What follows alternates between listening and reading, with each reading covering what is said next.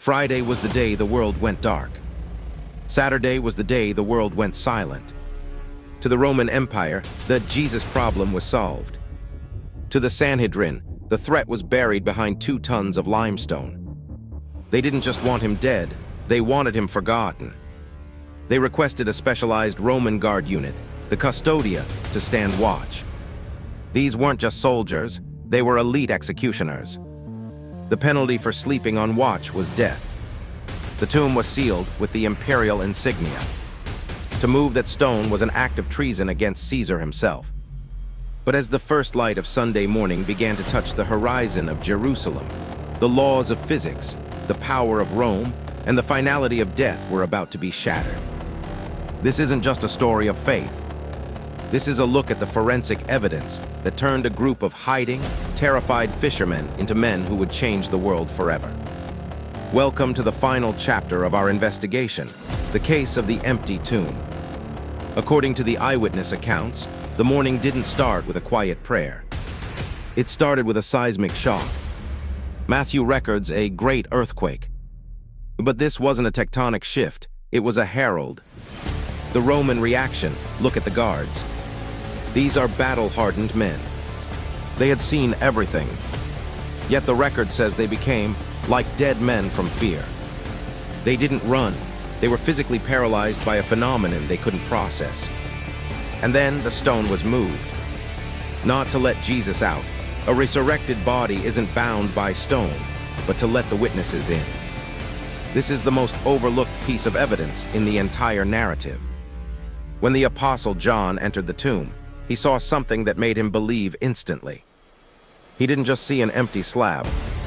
He saw the linen wrappings. The detail you didn't know. In ancient Jewish burial, bodies were wrapped in nearly 100 pounds of spices and tight linen strips, like a cocoon. If someone had stolen the body, they would have either taken the linens with them or left a messy pile of torn fabric. But the Greek text implies the linens were lying there in their folds. It was as if the body had simply evaporated out of them, leaving the cocoon collapsed but intact. And the sudarium, the cloth that covered his face, was folded neatly in a place by itself. This wasn't the work of grave robbers. Grave robbers are in a hurry. They don't stop to fold the laundry. This was an orderly, calm departure. If you were inventing a story in the 1st century to convince people, you would never have made women the first witnesses.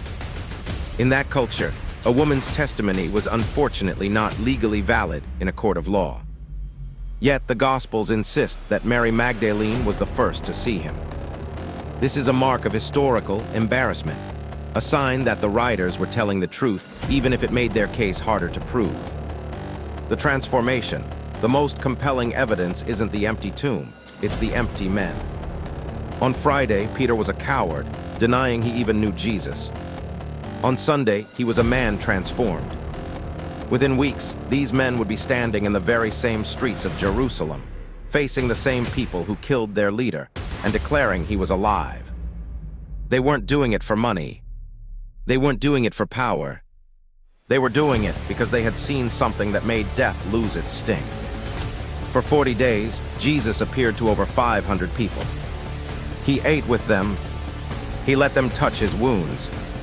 He wasn't a ghost, he was a new kind of human. The investigation concludes here. You can explain away a missing body.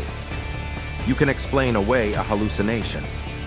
But you cannot explain away 500 people willing to go to their deaths for a lie they knew was a lie. People die for what they believe is true, but no one dies for what they know is a hoax.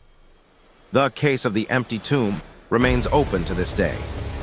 But the evidence points to a single, impossible, world-shaking fact. The darkness of Friday was not the end. The illegal trial was overturned by a higher court. The stone is rolled away. The grave is empty. And the story that began in a small manger and ended on a Roman cross has now become the hope of billions. Death has been defeated. He is risen.